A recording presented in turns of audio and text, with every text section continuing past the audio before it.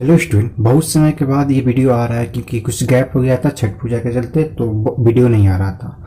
फिर से आप लोग के लिए अब कंटिन्यू वीडियो आता रहेगा मैथ और फिजिक्स का। तो इस वीडियो में क्लास 11 एग्रीकल्चर का ये फिजिक्स का वीडियो है, ठीक है।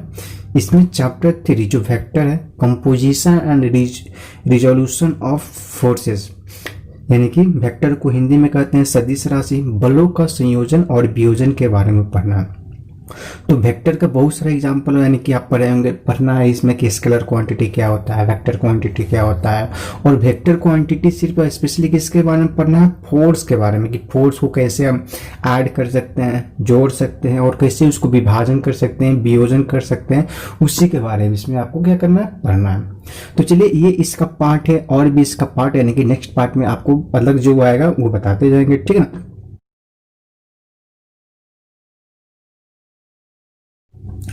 तो सबसे पहले जो आपको बात करना है कि स्केलर क्वांटिटी क्या होता है और एक होता है वेक्टर क्वांटिटी। तो एक होता है स्केलर क्वांटिटीज।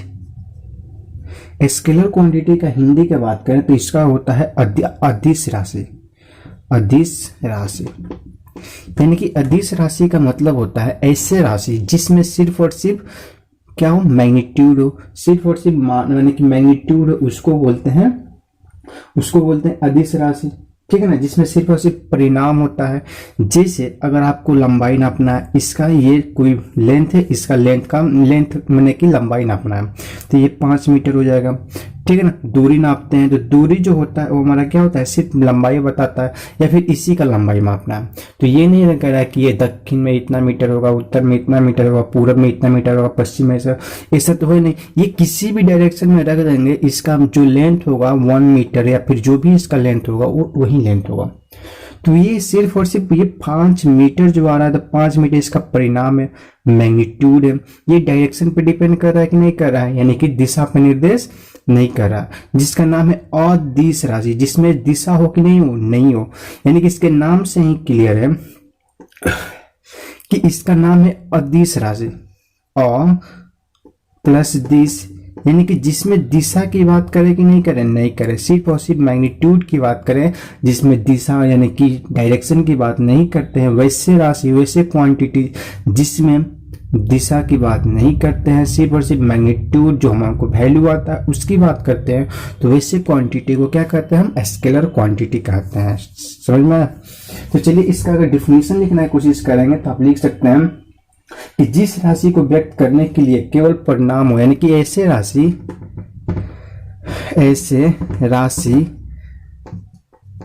जिसमें केवल परिणाम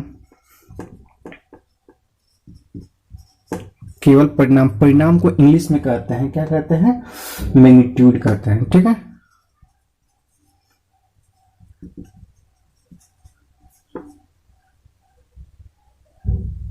मैग्नीट्यूड यानी कि ऐसे राशि जिसमें केवल परिणाम मैग्नीट्यूड हो, उसे क्या कहते हैं, स्केलर क्वांटिटी, अदिश राशि कहते हैं, ठीक है। आप लिख लीजिएगा, उसे अदिश राशि कहते हैं, अदिश राशि कहते हैं, ठीक है।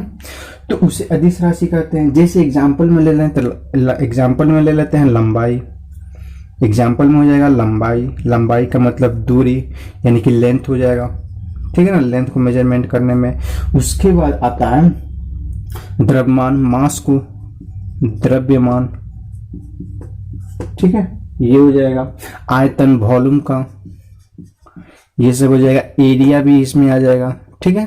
ये सब जो होते हैं क्या होते हैं, या फिर आप करंट जो मेजरमेंट करते हैं, करंट जो मेजरमेंट करता है, आपको ये है कि सर इलेक्ट्रॉन तो इधर मूव करता है, फिर इलेक्ट्रॉन को इधर, ये होता है, बट इसको डायरेक्शन इसमें आने के साथ साथ भी ये स्केलर क्वांटिटी में आता है। यानी कि वैसे जिसको हम जैसे यानी कि 2 + 3 + 5 जैसे इंटीजर को ऐड करते हैं, उसी तरह इसके जो मैग्नीट्यूड होते हैं, इसके जो परिणाम होते हैं, उसको सेम इंटीजर की तरह जैसे ऐड कर देंगे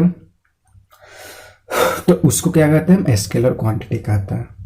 समझ में आया? जैसे मैग्नीट्यूड हम टू जो ऐड करते हैं, कैलकुलेशन जो करते हैं, जिस तरह से करते हैं, उसी तरह से अगर इसको ऐड करें तो ये हमारा क्या कहलाता है? Scalar quantity. कोई फोर्स यानी कि कोई अगर यहाँ पे 3 है, यहाँ पे 4 है, बट इसका मैग्नीट्यूड 3 + 4 कितना करने पर 7 आना चाहिए, बट इसका आ रहा है 5, तो ये 3 + 4 7 आना चाहिए, बट आ रहा है 5। तो ऐसे क्वांटिटी को हम क्या कहते हैं? वेक्टर क्वांटिटी कहते हैं। आगे आपको बताएंगे। नेक्स्ट है वेक्टर क्वांटिटी। वेक्टर क्वांटिटीज, तो वेक्टर क्वांटिटी को बोलते हैं सदिश राशि। सदिश राशि, सदिश राशि। अब इसके नाम से देख रहा है कि हिंदी में देख रहा है कि सदिश, इसमें था अदिश, उसमें क्या था? अदिश, और इसमें है सदिश। सदिश यानी कि जिसमें दिशा साथ में हो, जिसमें दिशा का मतलब डायरेक्शन साथ में हो, उसको बोलते हैं सदिश राशि। और जिसमें दिशा नहीं हो उसको क्या बोलते हैं? अदिश राशि बोलते हैं। यानी कि मैग्नीट्यूड तो होगा दोनों में, मैग्नीट्यूड के साथ साथ इसमें डायरेक्शन था कि नहीं था? इसमें डायरेक्शन यानी कि दिशा नहीं था, जबकि इसमें दिशा को साथ में था। तो इसको लिख सकते हैं कि ऐसे राशि जिसमें परिणाम का यहाँ पे लिखना, परिणाम के साथ साथ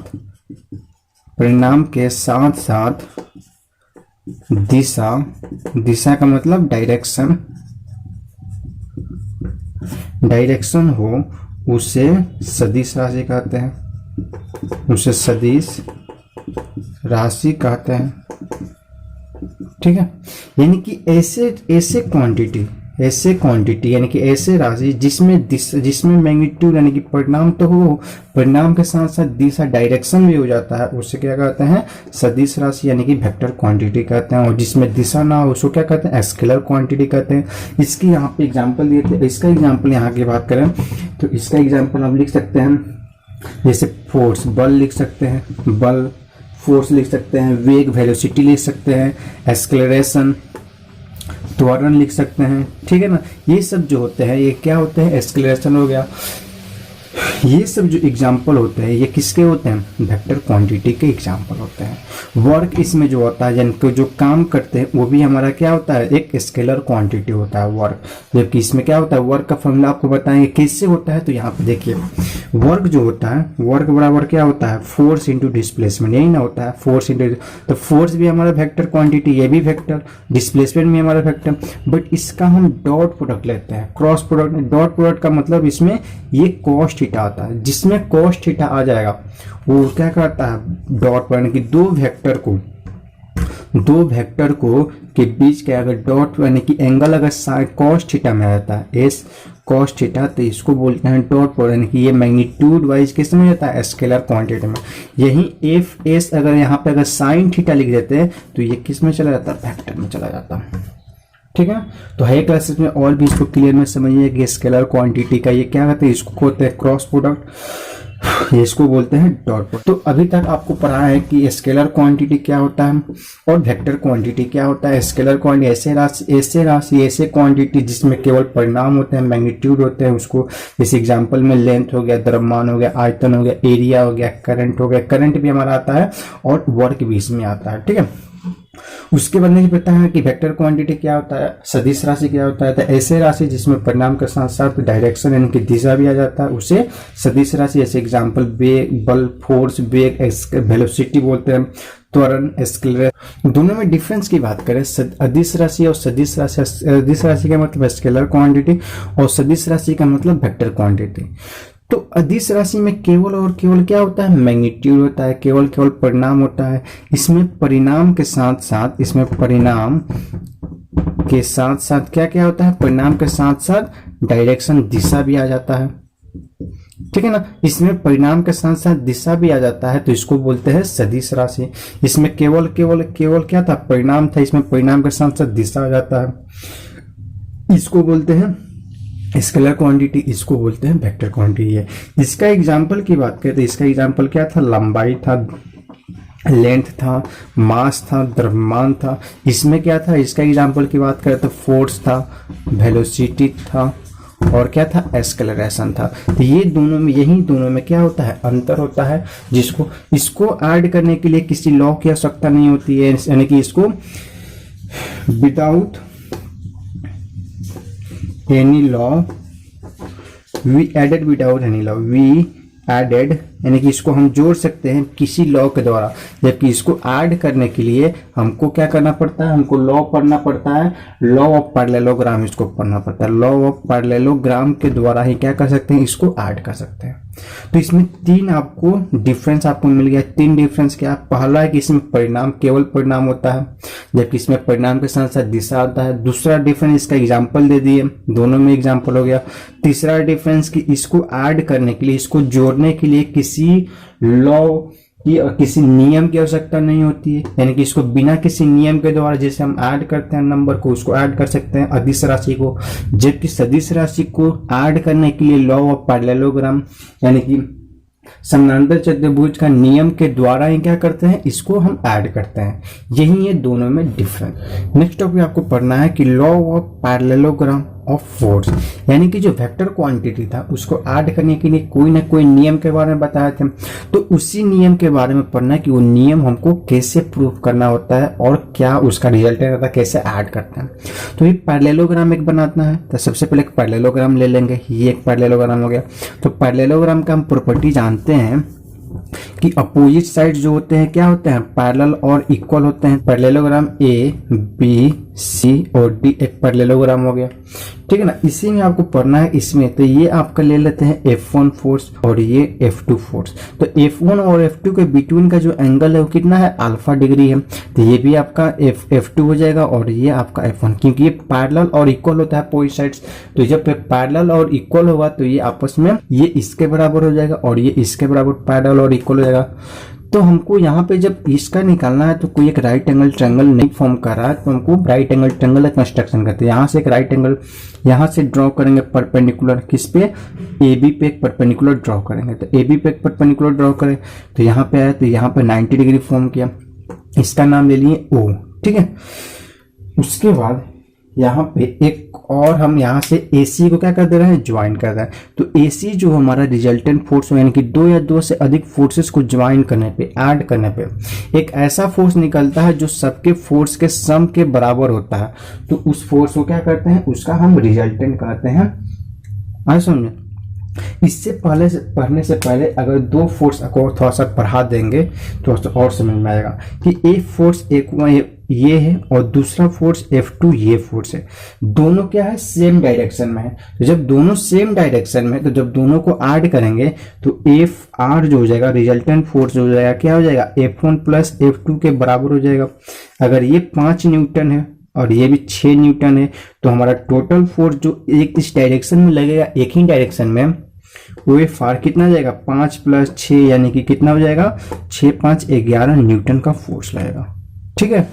ये था केस, यानी कि सेम डायरेक्शन में लग रहा था। अगर एक फोर्स इधर है जो 10 न्यूटन का फोर्स लगा रहा है और दूसरा फोर्स इस डायरेक्शन में है जो 7 न्यूटन का फोर्स लगा रहा है।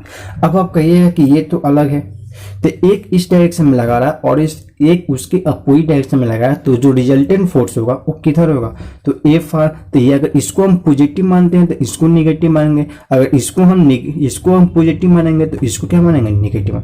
तो किसी एक को पॉजिटिव मानना है और किसी एक को निगेटिव मानना है, ठीक है। तो इसको अगर हम पॉजिटिव लेते हैं तो 10 न्यूटन और इसके अपोजिट डायरेक्शन में तो ये -7 न्यूटन, यानी कि ओवरऑल कितना आ रहा है, 3 न्यूटन। तो पॉजिटिव आ रहा है तो पॉजिटिव वाले के डायरेक्शन में ये इधर ही, लेकिन 3 न्यूटन फोर्स से आगे बढ़ेगा, ठीक है। अगर आप कहिए कि नहीं सर हम इसको पॉजिटिव मानेंगे इसको निगेटिव मानेंगे, तो फिर से निकालिएगा तो ये हो जाएगा -10 न्यूटन और +7 न्यूटन, यानी कि इसका मतलब है -3 न्यूटन। यानी कि जो फोर्स का डायरेक्शन आएगा, माइनस क्या बता रहा है कि जो -3 न्यूटन, तो ये प्लस वाला इधर लिया तो इसके अपोजिट में यानी कि 3 न्यूटन फोर्स से इधर ही हमारा मूव करेगा, यानी कि आगे बढ़ेगा। तो इस तरह से जब दो फोर्सेस पैरेलल फोर्सेस था तो उसको ऐड करना, यानी कि दोनों का डायरेक्शन सेम था, एक ही दिशा में था तो इस तरह से ऐड करें। दोनों का डायरेक्शन डिफरेंट था तो इस तरह से क्या कर देते हैं, हम ऐड कर रहे थे, और जिसका डायरेक्शन यानी कि जो ज्यादा वाला होगा उसी के डायरेक्शन में वो मूव कर रहा था। ये पैरेलल वाला फोर्स था। बट पैरेलल फोर्स ना देके किसी एंगल पे फोर्स दे देता है।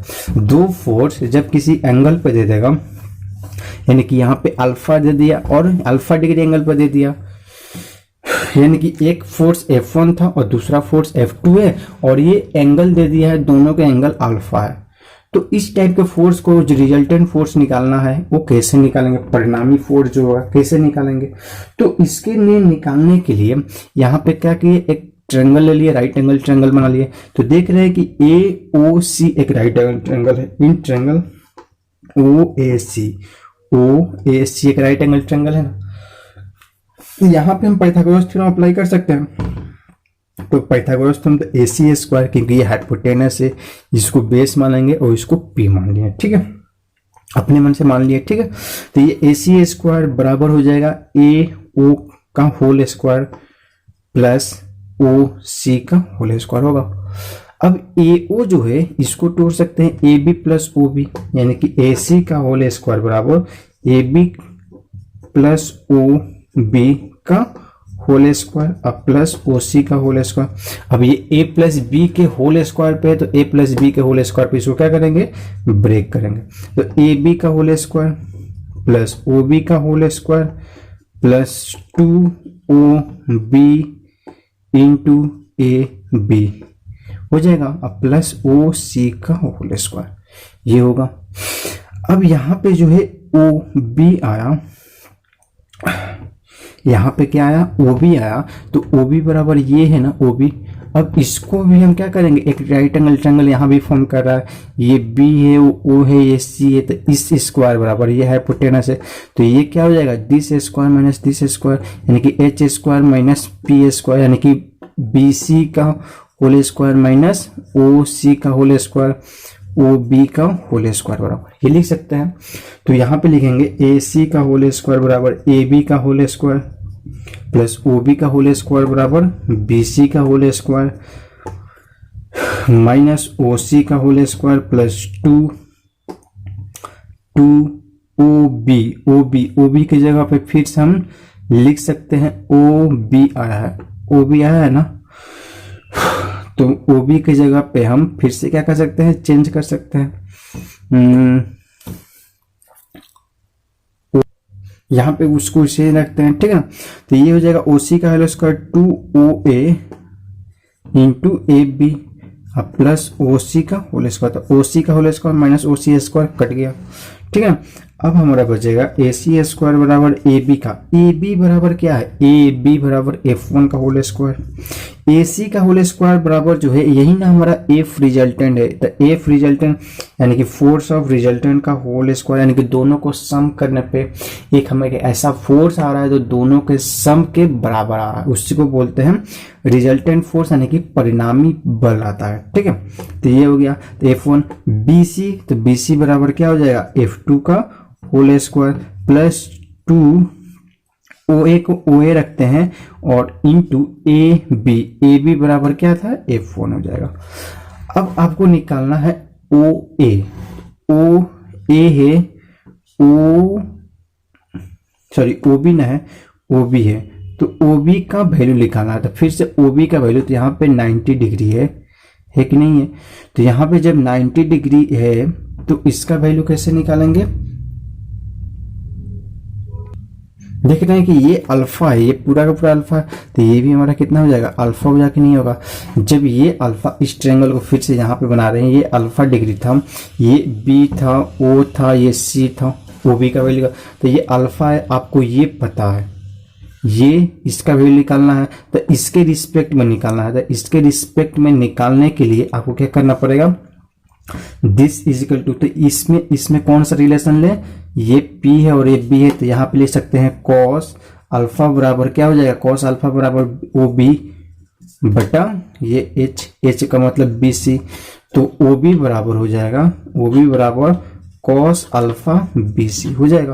तो यहाँ पे लिख सकते हैं F1 का होल स्क्वायर F2 का होल स्क्वायर प्लस 2OB बराबर क्या हो जाएगा, BC का वैल्यू BC बराबर क्या हो जाएगा, BC यानी कि F2 और यहाँ हो जाएगा F1, ये हो जाएगा cos थीटा, यानी कि F रिजल्टेंट बराबर हमारा जो वैल्यू था, इस तरह से ये हम प्रूफ कर दें।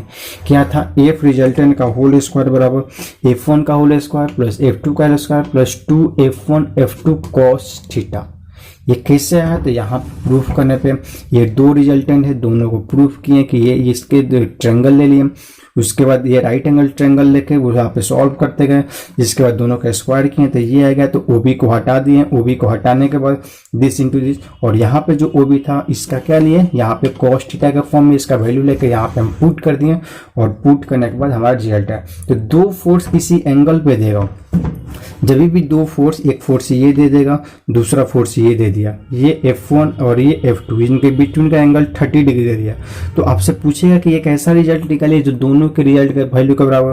तो क्या करेंगे, F1 का स्क्वायर प्लस F2 का square plus F1 F2 cos 30 degree put कर देंगे, तो हमारा F रिजल्टेंट का वैल्यू आ जाएगा। F स्क्वायर है, ये F R का होल स्क्वायर है, ठीक है ना। तो इस तरह से हमारा क्या निकल जाएगा, वैल्यू निकल जाएगा।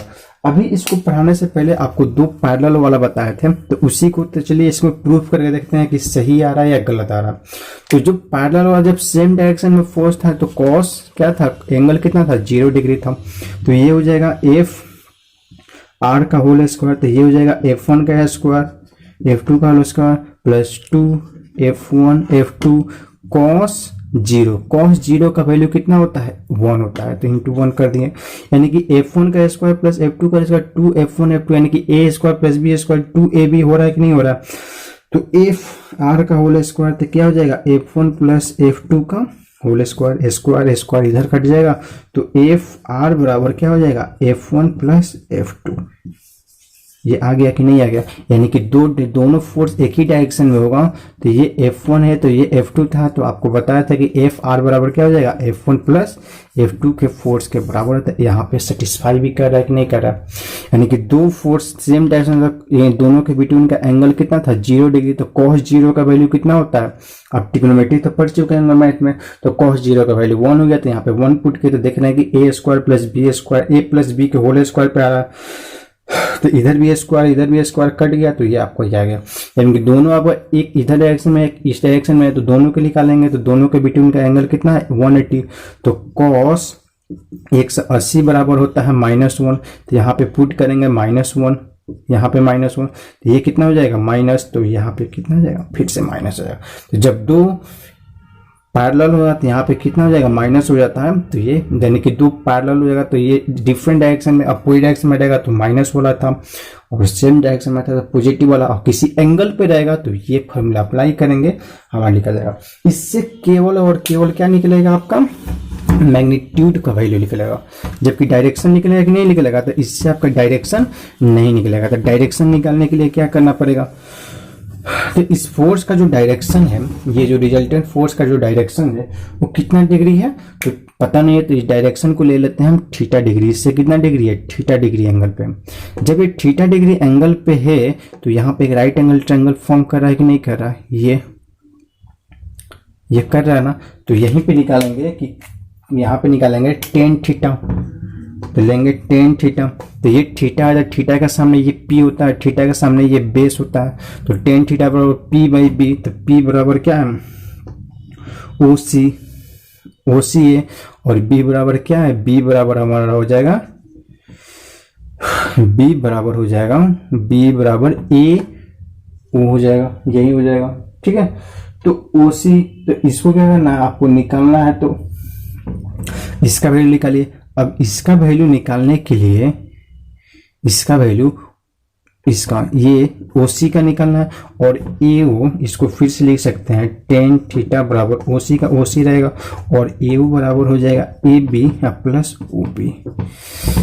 अब ये जो ट्रायंगल था यहाँ पे फिर से बना रहा है, ये जो ट्रायंगल हो गया, तो ये था हमारा अल्फा, जबकि ये हमारा थीटा, ठीक है। तो ये था हो जाएगा B था, ये O था, और ये हमारा C था, जबकि ये OB, तो OB बराबर ये थीटा है, तो ये P हो गया, ये B हो गया, और ये H हो गया, तो OB का निकालना है। तो इसमें और इसमें रिलेशन निकालना पड़ेगा, क्योंकि आपको यही वैल्यू पता है, तो इसमें रिलेशन निकालेंगे तो क्या हो जाएगा, cos अल्फा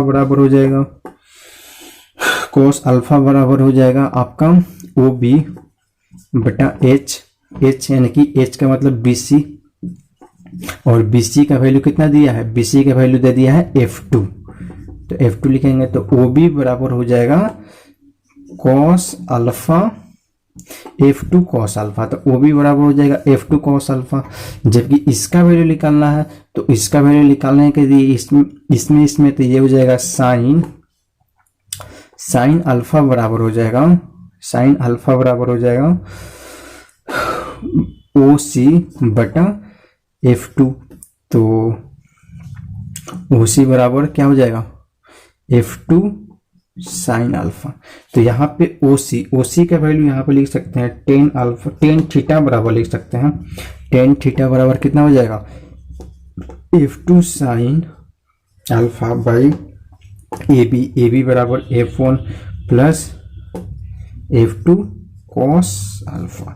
ये जो हो जाएगा इसका क्या हो जाएगा एंगल का फार्मूला हो जाएगा, यानी इससे आपको डायरेक्शन देगा। ये आपका इससे आपको डायरेक्शन मिलेगा कि डायरेक्शन कितना डिग्री है। तो इसका डायरेक्शन का वैल्यू था कि F2 sine alpha F1 plus F2 cos alpha, इसका क्या था यही आपका डायरेक्शन बताएगा। जबकि जो आपका जो मैग्नीट्यूड वैल्यू निकलना था तो FR का होल स्क्वायर या फिर F बराबर इसको लिख सकते हैं स्क्वायर रूट F1 का होल स्क्वायर F2 का whole square 2F1 F2 cos alpha. ये आपका इससे वैल्यू निकलेगा, इससे मैग्नीट्यूड निकलेगा, वैल्यू निकलेगा, परिणामी वैल्यू निकलेगा। जबकि इससे आपको क्या निकलेगा डायरेक्शन निकलेगा। इस तरह से जब दो फोर्सेस दिया जाएगा उसको कैसे हम ऐड कर सकते हैं, उसका कैसे कंपोजिशन यानी कि संयोजन निकाल सकते हैं, इस तरह से आपको हम पढ़ना था इसमें। ठीक है, तो इस तरह से बहुत सारा फोर्स दे देगा, आप इससे क्या कर सकते हैं निकाल सकते हैं। बलों का जो अगर बात करें रिजोल्यूशन के कैसे करते हैं, दो फोर्सेस देगा तो उसको कैसे रिजॉल्व कर सकते हैं। एक फोर्स देगा तो जैसे ये आपका फोर्स दे देगा, ये दे दिया फोर्स, तो इसको कैसे रिजॉल्व करेंगे। तो यहाँ से एक हॉरिजॉन्टल लाइन ड्रॉ करेंगे और यहाँ से एक वर्टिकल लाइन ड्रॉ करेंगे। इसके बिटवीन का ये एंगल थीटा होगा, तो ये F फोर्स है। तो ये हॉरिजॉन्टल लाइन में जो होगा वो हो जाएगा F cos थीटा और ये हो जाता है F sin थीटा। तो यही इसका क्या कहलाता है रिजोल्यूशन कहलाता है, यानी कि इसको दो डायरेक्शन में रिजॉल्व कर दिया। तो कभी भी ये जो फोर्स देगा तो ये किसी न किसी फिगर प्लेन में देगा, यानी कि एक्स एक्सिस किसी न किसी प्लेन में देगा, x axis y axis plane में देगा, y axis z axis plane में देगा। तो किसी न किसी प्लेन में देगा तो ये इस तरह से, तो इसको क्या करेंगे रिजॉल्व करना है। तो ये हो जाएगा, यहाँ से ड्रॉ करेंगे तो ये थीटा डिग्री है, क्योंकि जो भी एंगल बनाएगा हॉरिजॉन्टल लाइन से ही बनाता है। तो ये हो जाएगा, जहां थीटा वाला है तो वहां पे लगा लेंगे कॉस थीटा और ये इधर हो जाएगा F साइन थीटा। तो इस तरह से आपका ये वैल्यू आ जाता है। तो इस तरह से इसमें लॉ ऑफ पैरेललोग्राम और फोर्सेस के बारे में पढ़ना है कि फोर्स को कैसे ऐड करते हैं, फोर्स को कैसे विभाजन करते हैं, वियोजन करते हैं। उस तरह से तो वियोजन था, कैसे ऐड करते हैं तो उसके बारे में यहाँ था, आप पढ़ सकते, मैं आपको पढ़ाते हैं। ठीक है, कोई भी दिक्कत होगा तो आप कमेंट करके मुझे पूछ सकते हैं।